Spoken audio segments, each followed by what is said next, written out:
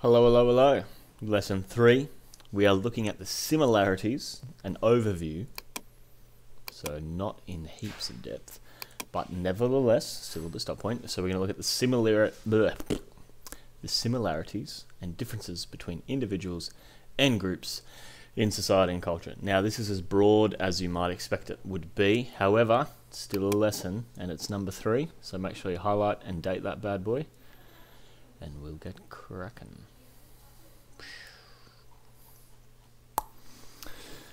Okay, so I've broken it into 2 areas: similarities, differences. We're going to start with similarities. So societies and cultures all over the world, in the globalized world, have a range of features in common.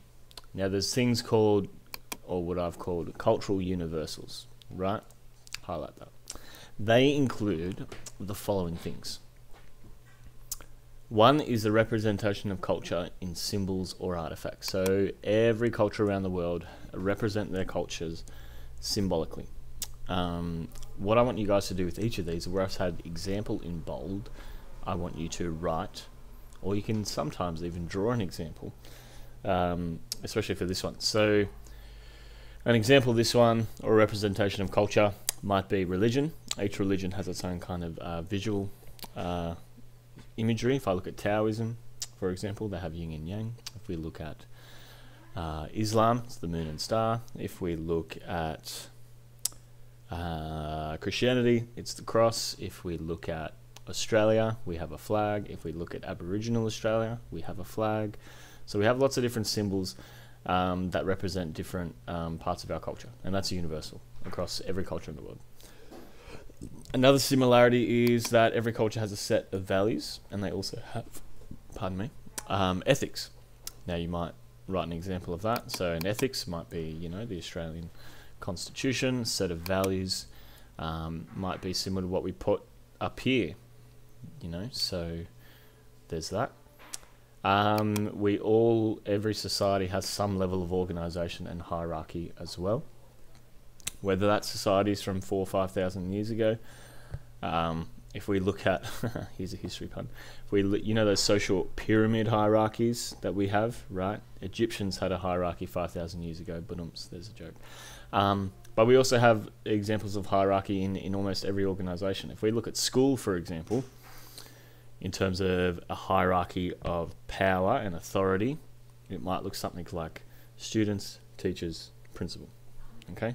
Or if we really break it down, it might be Year 10 student, Year 11 student, Year 12 student, school captains, classroom teacher, head teacher, deputy principal, principal. So almost in every organisation we have some form of hierarchy. We also have language and other forms of communication. So every human culture across the world has a verbal language where they speak. They all differ, but the similarity is that it's a verbal language. And they also have other forms of communication, okay? Whether that be hand signals, whether that be different signage. If we go back to Year 11 and we look at the idea of semiotics, traffic lights is an example of communication that we have in the Western world. If we look at other parts in the world, I remember from my time in South Africa, funny image, let me remind you in class. Actually, I'm just going to leave it there.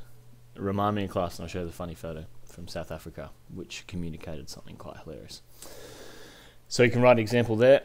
Even if it's something as simple as a parking sign, that could be an example. And then we all have different belief systems and ideologies, okay? Religion can come into play there, so an example of that can be whichever you like. But also ideologies, Australia believes in democracy, we're also a capitalist society, and things of that nature too. There's some other areas that I want to unpack here though. Now, these are not things that necessarily exist in every culture, but are very similar across most cultures in the world today. One similarity that a lot of countries have is that they were colonised. Okay, if we look at Australia, New Zealand, Canada, if you look at most African countries, you look at India, you look at the whole of North and South America, all of these places in the world were colonised by European force at some point. Okay, and the impact of that is still being felt today in many countries around the world, Australia included.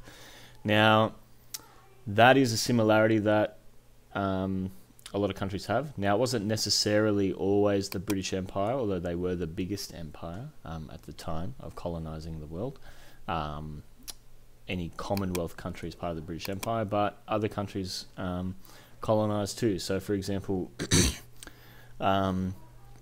Spain, Portugal colonised a lot of South America. That's why Brazil, for example, their national language is Portuguese, and things of that nature too. So a lot of countries have that in common, and how that's reflected in their country today is a lot of their values and political structures are based off this colonisation here. That's one thing. Next thing is social structures. Now, this is one that exists in every single country. However, what is similar, I guess, or what might differ slightly, but what is similar in most countries is that because, and this sort of feeds in, this all feeds back through to colonisation. I guess that's why I did that point. So if you actually, could you draw an arrow from social structures to colonisation, going up like this, and draw an arrow from social stratification. There's Patrick crying. I think he fell over, poor boy. And then draw an arrow from social stratification to social structures there. Okay? Now, the reason I'm talking about this is because, yes, we identified up here that social structures and hierarchies exist in every society, right? However, the similarity is that most countries, due to the fact that they were colonized, have very similar social structures because it is Western societies where they measure success through, and our metrics and our beliefs measure that a certain way, and that's particularly through, I'm going to give you a clue here, socioeconomic status, using material possessions as an indicator of wealth and happiness. This is a big thing to highlight. I want you to give me an example of where that exists in our society. But again, that's a feeder of colonisation, because the idea of colonisation was to exploit countries' wealth in order to make the British Empire prosper and be more wealthy and successful. And again, that feeds into that idea that wealth, happiness, is indicated through possession of materials. Now, where this then feeds into, or where social stratification feeds into, we know that this is a concept, I believe we did this as a concept card, which I'm 100% sure you did that as a social card. So social stratification is where we stratify, or we rank, it's kind of like a hierarchy, different positions in society based off something. So usually in Australia this looks like an upper, middle and lower class, and the stratification basis of that is again material possession as an indicator of wealth, as well as money and income. So this is where people in society, they're placed in social hierarchies, usually on wealth, but it can be other things too. And this is where most countries are similar as well. Almost every country has that metric where social value and worth these days is based on wealth. Again, that's an implication of the social structures that were created based on the Western society model, which was permeated in most countries due to colonization. And we're still seeing that today. But it can also include other things. It's not necessarily just wealth. It can be age. It can be gender, sexuality, ethnicity, or religion as well, if we look at social hierarchies. So typically in most, and again, this is a feeder of colonization beliefs at the time, is the patriarchy, the idea that men are superior to women. That cultural belief that was permeated and really pushed back then, we see that evidenced now, unfortunately, in a lot of Western countries still today, where we have social stratification based off gender.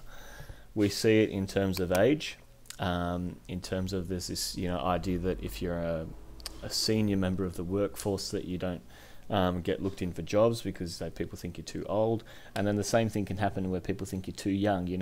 Employers want you to have a life experience, a degree, but they're not willing to give you the life experience until you're qualified. But then if you're qualified, how do you get life experience if you've never had any experience to apply for the job? So age can also be a tricky one there too. We look at sexuality as well. There's a lot of social stratification based on that. Some of our laws in Australia have been updated to have that on more equal footing, but in our cultural sort of social stratification and hierarchies, there's still a lot of stigmatization there. And the list goes on and on.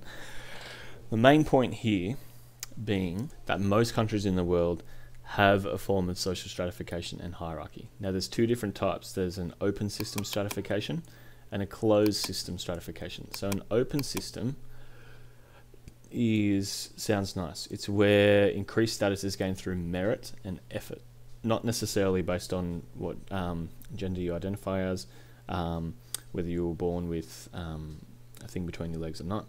In other words, how old you are, what your social class is, what family you were born into, what culture you are, what ethnicity you are. None of that necessarily matters in an open system stratification because you increase status based off your merit and effort.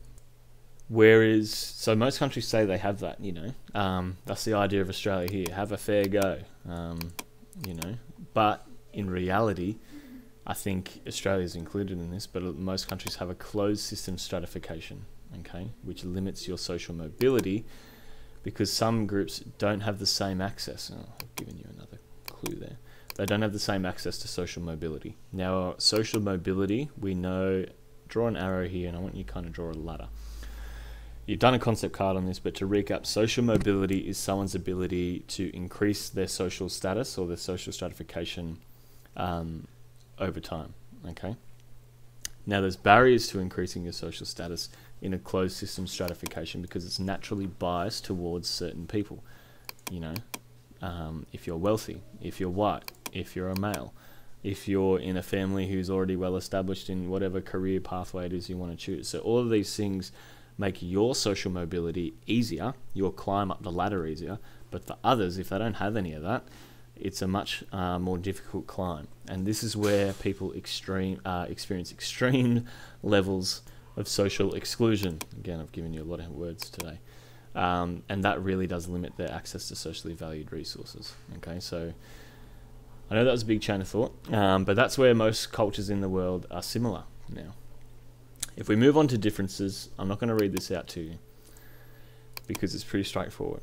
In essence, social differentiation occurs within society, and that can be based upon age, gender, ethnicity, location, almost anything. And we can have differences when meaning and emphasis are placed on certain things over others. That's the main point there.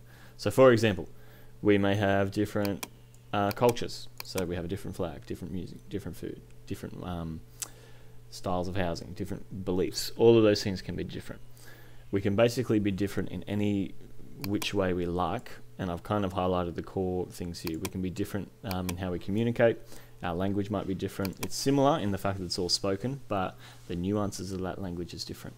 Our laws and government is different. Our type of sports that we watch around the world and our rules about those are very different depending on where you're from. So you can be different in almost any way, shape or form. That's the main difference. That's the main point for difference, sorry. This last, or these last two activities we're going to do in class together because it's something we can't do online. We've got to do together. So with that being said, that is today's lesson done. Thank you very much.